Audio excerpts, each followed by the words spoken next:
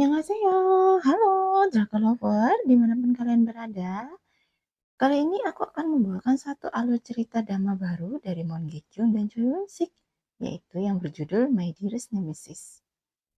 Kalian pastinya penasaran kan? Jadi pantengin terus video ini sampai selesai ya. Jangan lupa bunyikan loncengnya agar kalian tidak ketinggalan video-video dari aku. Berlatar tahun 2009, terlihat Baek Soo-jong sedang mengikuti ujian penerimaan mahasiswa. Baek Soo-jong adalah siswi yang pintar, bahkan teman-teman satu kelasnya pun iri kepadanya, dan kemudian membuatnya untuk berkata buruk tentang Baek Soo-jong, seperti anak miskin, tidak punya koneksi, dan juga tidak mempunyai ibu.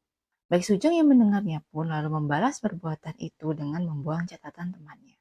Di perjalanan pulang, Baek Soo-jong berkata dalam hati bahwa dia membutuhkan sandaran dan orang yang dapat dia andalkan, seperti cinta pertama misalnya.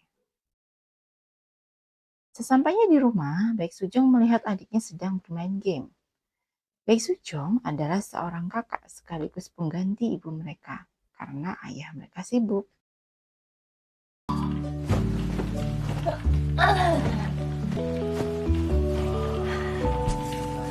분명 어떻게 얘기를 하는 거야? 나는. Keesokan harinya, Baek Soo-jong yang kesal melihat adiknya bermain game semalaman pun menjambak rambutnya hingga rontok. Setelah mengetahui alasan adiknya bermain game semalaman, akhirnya Baek Soo-jong tergerak untuk menggantikan adiknya demi mendapatkan level tinggi. 나와. 내가 다시는 무시 못하게 해준다.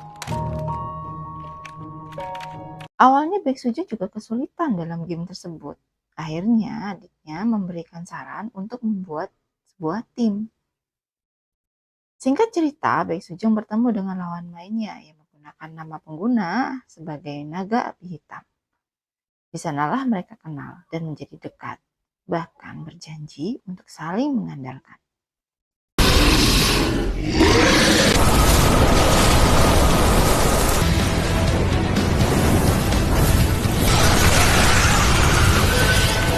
Naga api kemudian mengenalkan Baek Soo-jong kepada teman-teman satu timnya. Di sanalah Baek Soo-jong mengenalkan dirinya sebagai Strawberry dan menggantikan adiknya untuk bermain game. Semakin hari, Naga Api dan Strawberry menjadi lebih dekat, bahkan mereka berkomunikasi melewat HP. Ketika tim mereka membuat janji temu, Baek Soo-jong sangat menantikan pertemuan itu dan sudah membayangkan bagaimana kerennya Naga Api. Satu persatu temannya datang dengan dandanan yang nyentrik. Baek Soo-jong lega karena mereka bukanlah naga api. Salah satu temannya berkata bahwa menurut rumor naga api sangatlah tampan. Baek Soo-jong yang mendengar itu menjadi semakin tidak sabar untuk bertemu.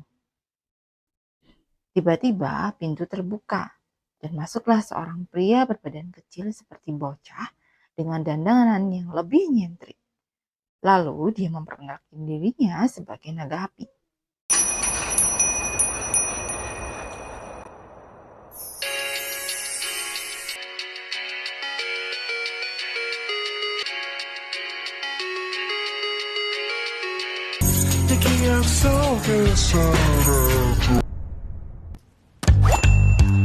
야, buongiorno.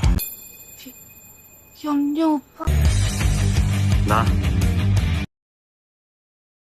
Baek Soo-jong dan teman-temannya pun kaget karena berbeda dengan ekspektasi yang mereka buat.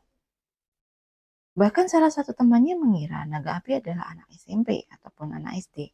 Namun hal itu disangkal oleh naga api dan mengatakan bahwa dia baru saja menyelesaikan wajib militer.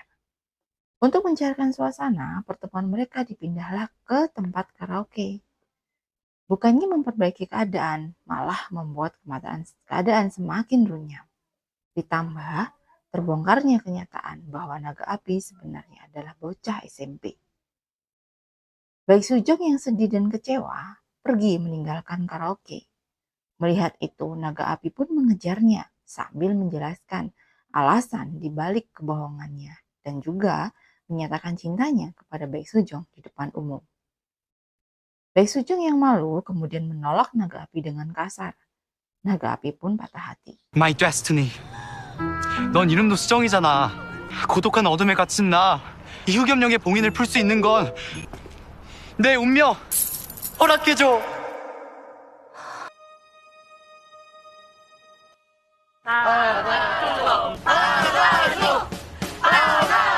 문제는 너야, 흑염룡. 거지 같은 꼴, 개벽다구 같은 노래 실력, 덜 떨어진 말투까지 어머니 봉인된 채로 살아이 주민병원 닦고야!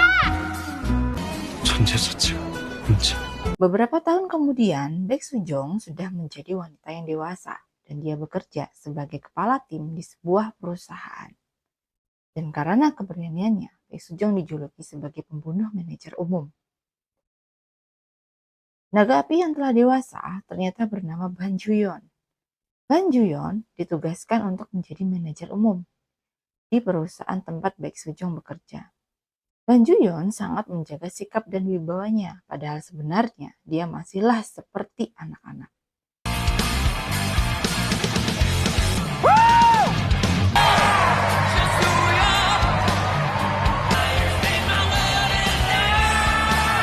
Di perjalanan pulang setelah menonton konser, Ban Juyon dengan dandanan rocknya tidak sengaja menabrak mobil Baek Sujong.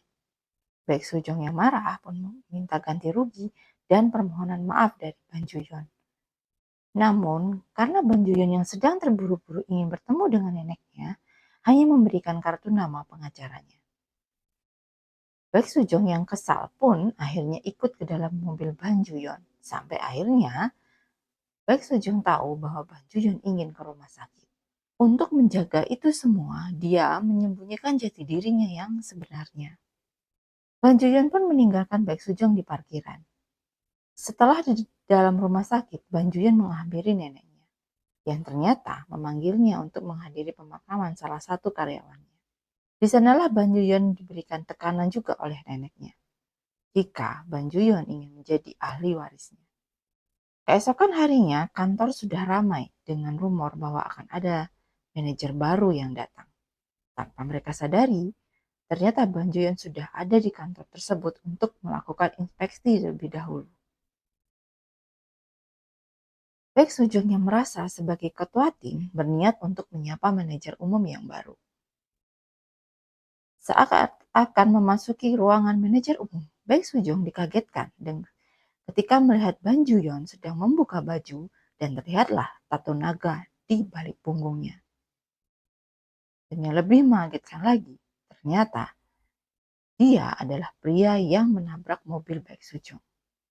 Ban Juyon meminta Baek Sujong untuk merahasiakan semua hal yang mereka alami ketika itu. Baek Sujong pun menyetujui untuk merahasiakan itu semua. Ban Juyon yang merasa terancam karena Baek Sujong mengetahui rahasianya pun berusaha untuk mendepak Baek Sujong dari kantor. Baek Sujong yang tidak terima atas perlakuan Ban Juyon pun akhirnya melawan. 본부장이면 다야? 여기가 어디라고 감히? 감히? 밖에 나간 너나 나는 똑같은 사람이야, 사람. 회사 밖에서 직급 빼고 한번 붙읍시다. 잘라드려요? 그래요. 잘라요. 잘라. Bahkan Baek Sujong mengancamnya untuk mengundurkan diri. Setelah tahu bahwa Ban Juyon adalah cucu dari pemilik perusahaan, Baek Sujong merasa menyesal dan berusaha untuk mencari cara agar tidak dipecat. Baek Sujong kemudian menguntit Ban Juyon yang kebetulan menuju konser rock dengan dandanan yang nyentrik. Hal inilah yang digunakan Baek Sujong sebagai senjata untuk keamanannya.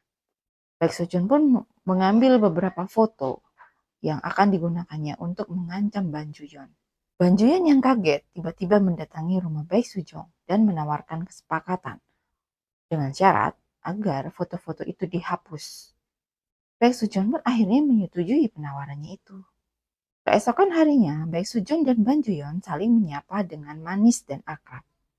Tanpa Baek Sujong sadari, ada rencana yang Ban Juyon buat untuk membuat Baek Sujong terus berada di sisinya dengan tujuan Ban Juyon agar dapat mengawasi gerak-gerik Baek Sujong. Bahkan, Ban Juyon meminta Baek Sujong untuk ikut memilihkan pakaian yang cocok untuknya.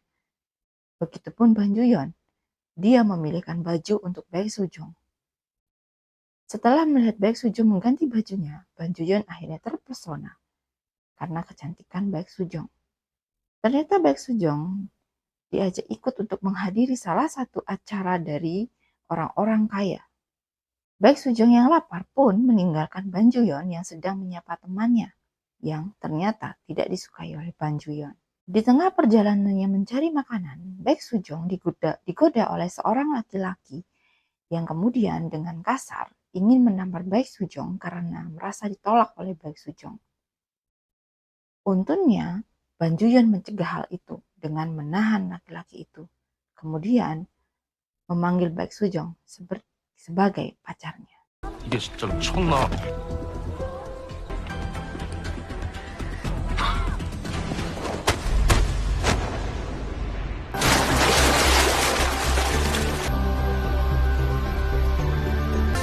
애기야, 가자. Oke, terima kasih buat Drakor Lovers yang sudah menonton video ini sampai habis. Sampai ketemu dengan video-video yang selanjutnya. Bye-bye.